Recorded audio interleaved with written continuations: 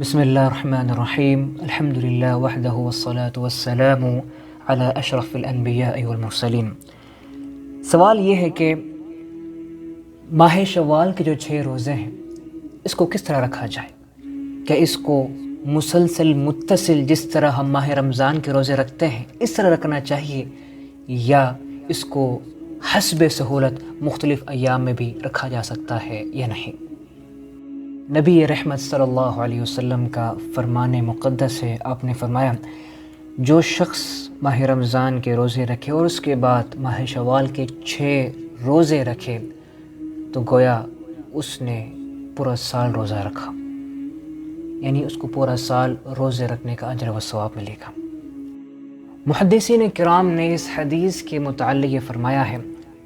کہ شوال کے روزے ایک ساتھ مسلسل متصل جس طرح ماہ رمضان کے روزے ہم رکھتے ہیں اس طرح رکھنا ضروری نہیں ہے، بلکہ انسان اپنے حسب سہولت جو ہے مختلف ایام، یعنی مثلاً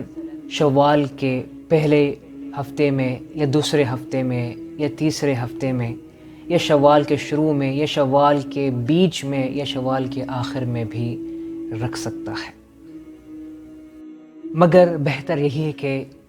بندہ مومن کوشش کرے کہ وہ شوال کے شروع میں ہی ان 6 روزوں کو رکھ لے۔ والصواب واللہ تعالی اعلم۔